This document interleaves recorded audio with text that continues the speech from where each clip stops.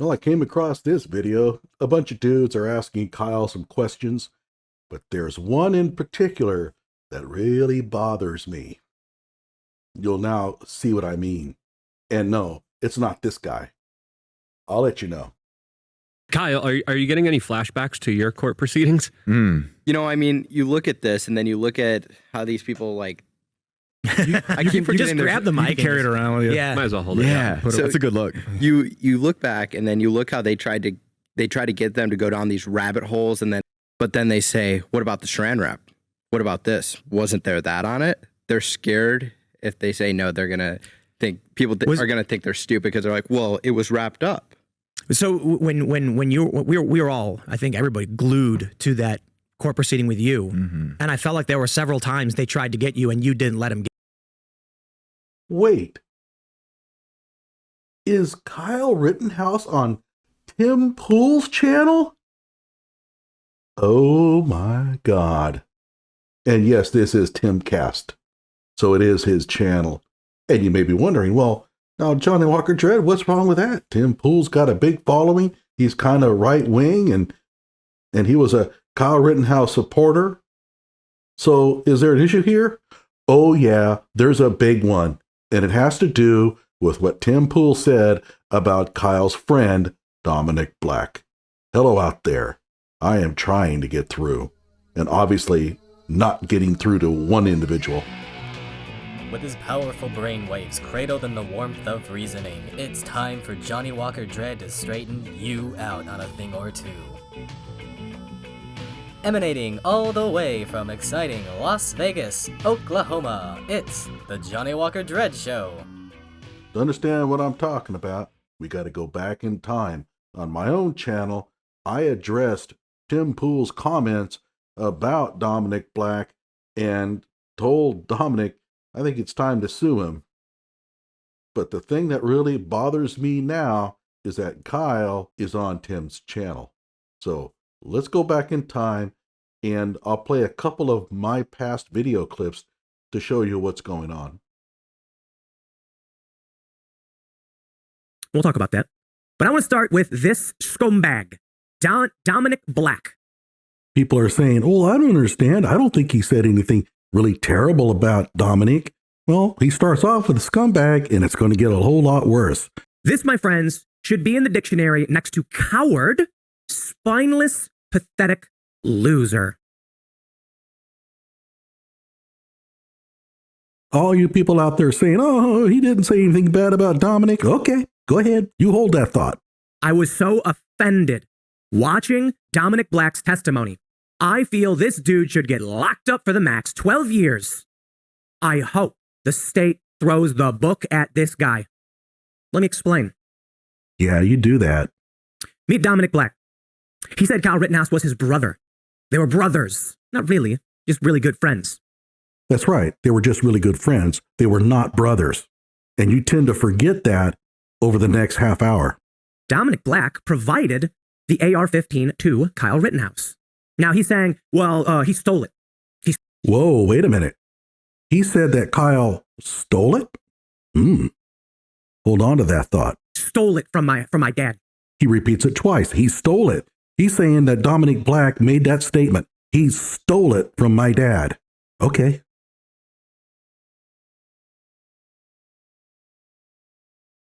This guy is a piece of garbage. Dominick, you're trash.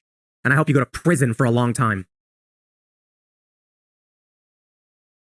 You don't deserve the support of anybody. After what I heard, let me tell you.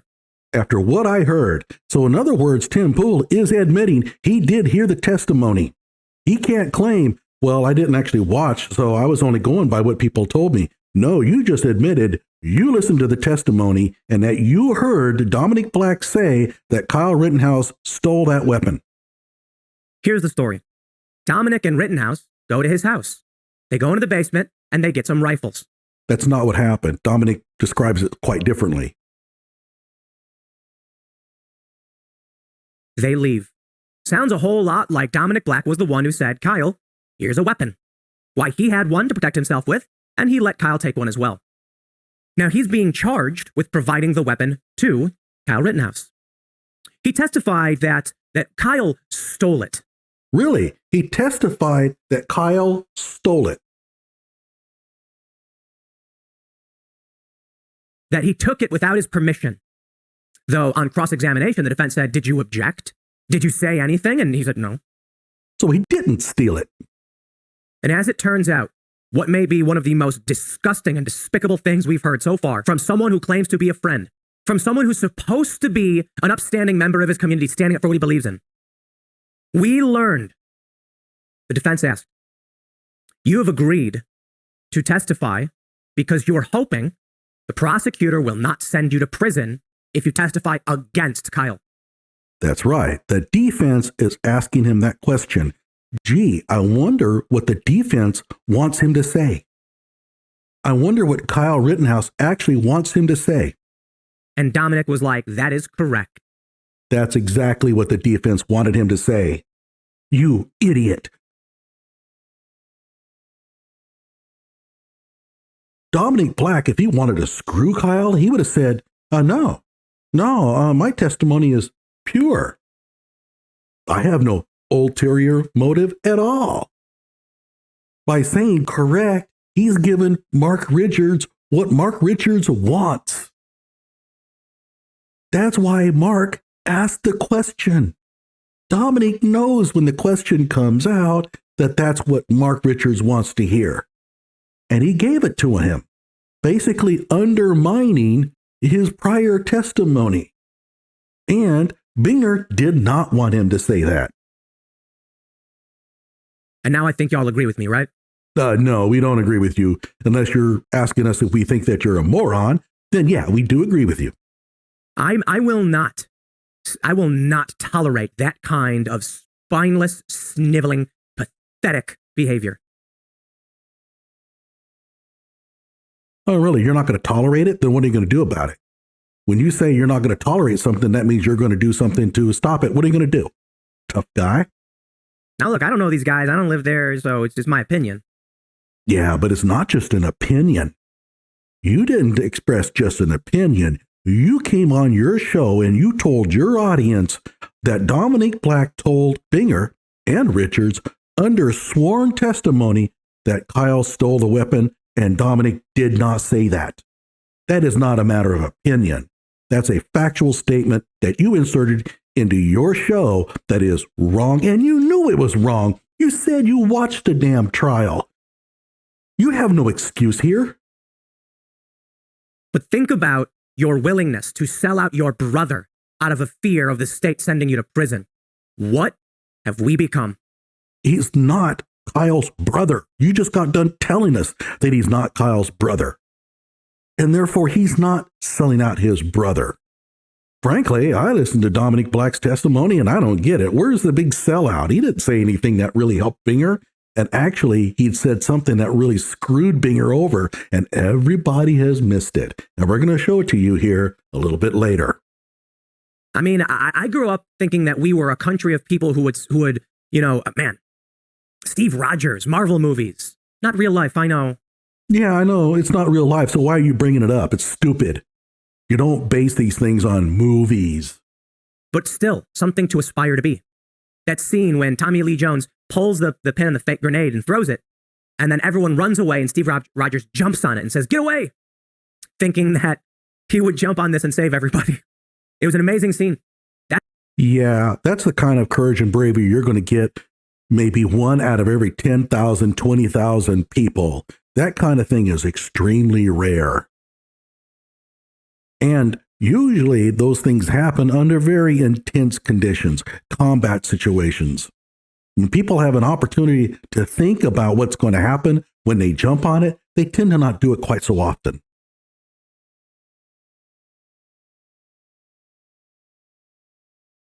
That's the kind of stuff that inspires me. And unfortunately, it's just not real life. When, what was the doctor's name? Erkson or whatever. And he's like, we need someone of good moral character. And the Tommy Lee is like, no, we need someone strong. And he pulls it and throws it. And Steve Rogers jumps on the grenade. We write stories like that because we're inspired by sacrifice, by someone willing to say, I will not send someone else to the gulag in my stead. Yeah, that's easy to say. But again, Kyle is not Dominick's brother. And let me ask you a question, Tim. Suppose that your son was placed in Dominick's shoes and he asked you for advice, your son is facing, let's say, 12 years in the federal pen. And you're going to tell your own son to go to prison for a friend? A friend that he's known for what, maybe a year or two? You really would do that to your own kid? How many out there would do that? How many out there would say, yes, son, it's better for you to go to prison for 12 years so that your friend doesn't have to? In the meantime, your friend's out there frolicking, cruising around, picking up chicks, partying, while your son is in prison for 12 years. And who knows what kind of horrors are being inflicted on him? You would put your own kid in that situation? Okay, I wouldn't. Hell no. What a pathetic piece of garbage. Yeah, he hasn't said anything really bad about Dominick. Oh, no.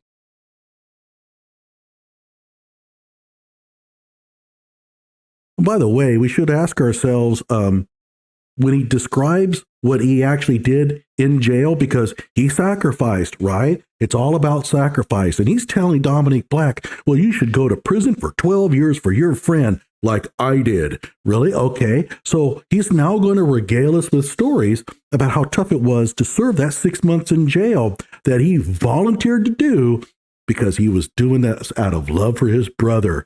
So let's hear him tell his story about how tough things were. He probably was on a chain gang.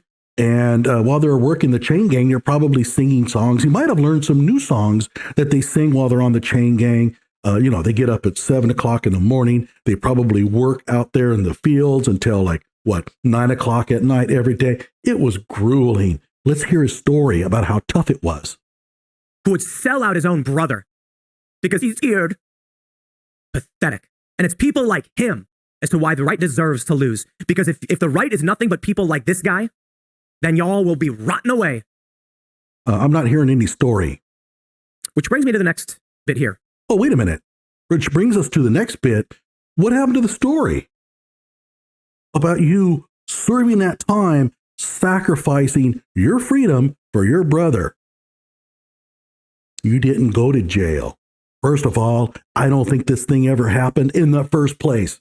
But even if it did, you didn't go to jail. If you did, you'd be telling people about it. Most likely, what happened was that you volunteered to do this because your attorney told you that because you didn't have any priors, you were probably just going to get, at worst, probation.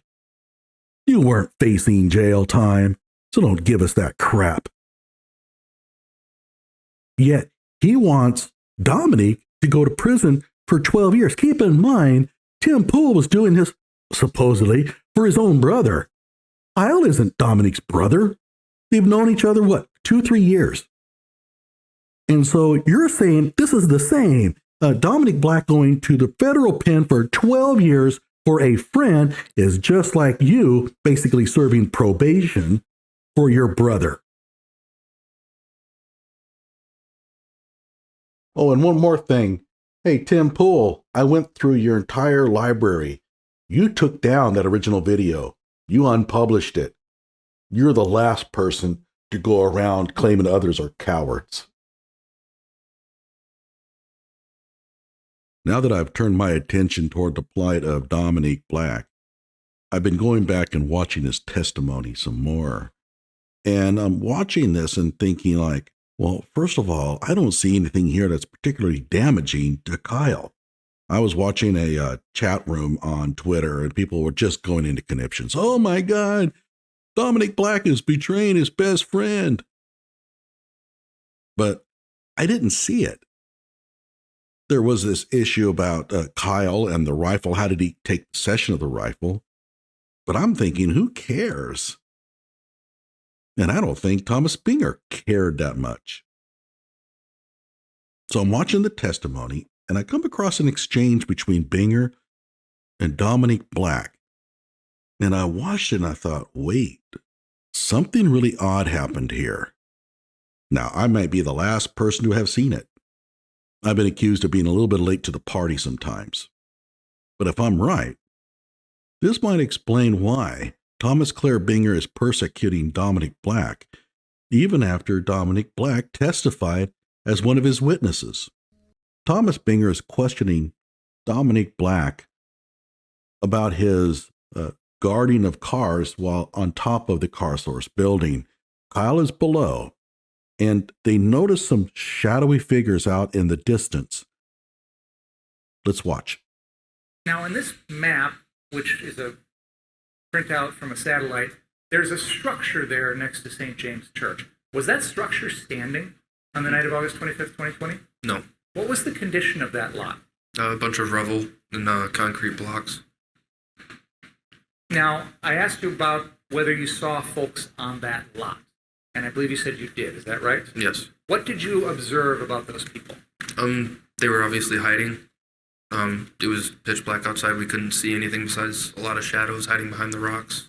What action, if any, did you and the other members of your group take as a result of seeing those people hiding? We all started yelling, telling them to stop hiding and to go away. Did you take any physical action with your gun towards them? Now, he asks, did you take any physical action with your guns?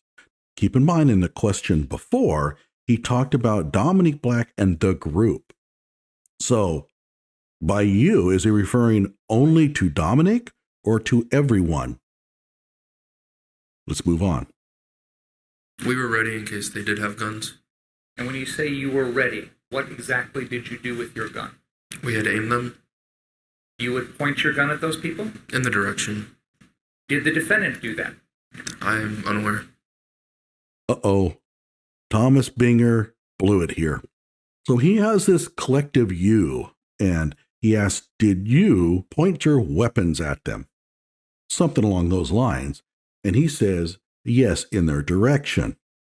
Now, the jury could think he's talking about himself or he's talking about the group. Binger follows up by asking, did the defendant do it? And what does Dominick Black say? Not that he's aware of. So he was clearly talking about only himself. Now, watch the reaction from Thomas Binger. You didn't see the defendant point his gun at those people? No, I was looking at the construction site. You can almost hear Thomas Binger pleading. Are you sure you didn't see the defendant point his gun at them? Please tell me that the defendant pointed his gun at them. Remember that deal we had? Well, I made that up. Well, we'll talk about that here in a moment. Binger is really pissed here. He truly wanted Dominick to say that Kyle Rittenhouse was pointing his weapon at people. Why is Dominick on the stand in the first place? It's not about the possession. Everybody's all worked up. Oh. Dominick said that Kyle took the rifle without his permission. Who cares? Kyle is not up for stealing a rifle. And whether or not he got the rifle with permission has nothing to do with the murder charge. Oh, sure, it makes Kyle look a little bad, but nobody's going to convict Kyle simply because he took the rifle without getting permission. That's not why Dominick Black is on the stand. He's there to help Binger paint a picture of Kyle as the rogue white supremacist out pointing his rifle at people, provoking violence. And he's lined up a whole bunch of witnesses that he thinks are going to help him. Unfortunately for him, none of them do. Now, Dominick was the first witness, so this is the first nail in the coffin of Binger's strategy. He's not trying Kyle Rittenhouse on the law. He's trying Kyle Rittenhouse on feelings. He wants to get the jury upset at Kyle, paint him as a bad guy, and then hopefully they'll convict him on that. And my gut feeling is that he might have had an agreement or an understanding or something with Dominick Black. If I put you on the stand and I ask you this question, that you're going to say that Kyle pointed his rifle at people. Now, it didn't go off like that. I mean, he can't be that direct with it. But somewhere along the lines in Binger's office, Binger came away with the impression that if he asked this question, Dominick Black would respond affirmatively, but he didn't. And in so doing, he gets completely surprised. Let's watch it again. Watch Binger's reaction. Look at his eyes. You would point your gun at those people? In the direction. Did the defendant do that? I am unaware. You didn't see the defendant point his gun at those people? No, I was looking at the construction site. He asked the question again. He's really hoping that Dominick thinks this thing over. Hey, look, we had an agreement here. I'm going to ask it again. He didn't point his rifle at anybody? Huh? Are you sure? And Dominick comes back and says, no, not that he's aware of. Why would he ask the question twice? Why does he hesitate so much? You can see the look of astonishment in Binger's face when he asked the question. Now, could I be right? No. Could I be wrong? Sure. It's a theory, you know. I mean, who knows for sure? Dominick, probably his lawyer, and of course, Binger. But if I'm right, it explains precisely why Binger is going after Dominick Black so badly here. This is betrayal. Binger thought he had an agreement, and Dominick Black gutted him on the stand, and now it's time for Binger to get even. By the way, one more point I want to make. In my opinion, Kyle's defense team should have jumped in here and said, objection, ask, answer. Binger asked the question once. Dominick responded. He says, not that I'm aware of. He's answered the question. Why did they allow Binger to ask it again? That could have been disastrous. Because Dominick might have said, oh, well, yeah, there was that one time. I mean, the ask answer is designed to kind of prevent that from happening. It prevents lawyers from basically bullying witnesses into making statements that maybe they really don't want to make. And it almost worked here. Okay, so let's take my theory that there was some sort of an agreement. Keep in mind, Dominick Black may not have even known about the agreement. It's not necessarily something that was spelled out. It's just that Binger feels that Dominick answered this in a way he wasn't anticipating. But let's suppose that there is some sort of an agreement. Let's play it one more time.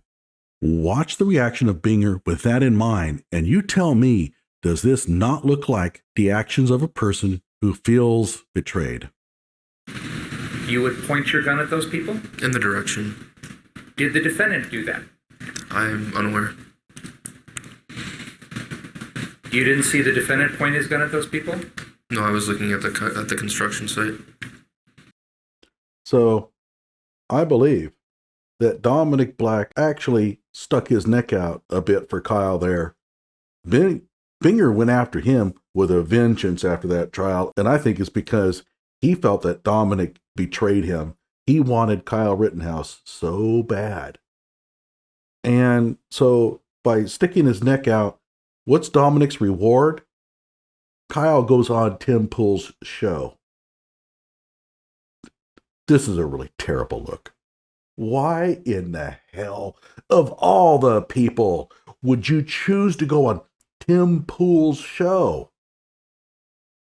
And let's suppose that you got into an argument with Dominick, okay? And you say, well, I don't like Dominick anymore, so I'm going to go on Tim Pool's show. It's still a really, really bad look.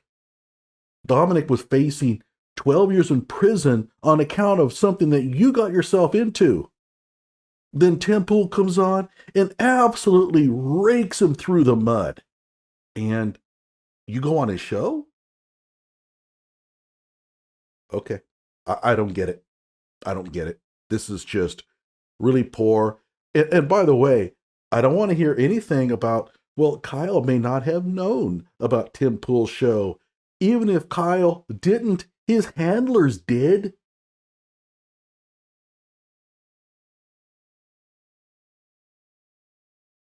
At this point, I'm at a loss. I don't know what he's doing out there. You know, I go on Twitter. I don't know who's handling this account, but it's wearing me down because it's just one troll piece after another. And then people are responding by making absolutely insane comments, which they always have.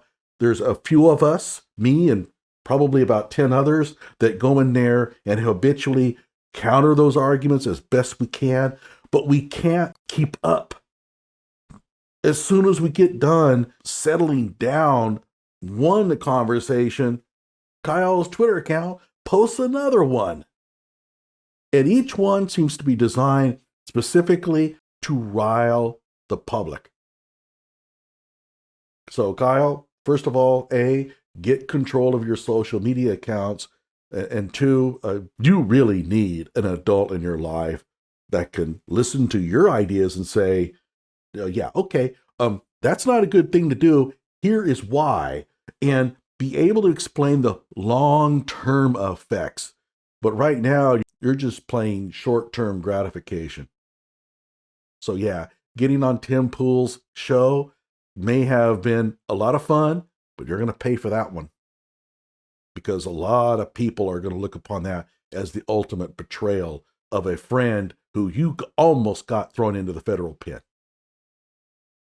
Like my video, subscribe to my channel. And I don't know. Tell me what you think.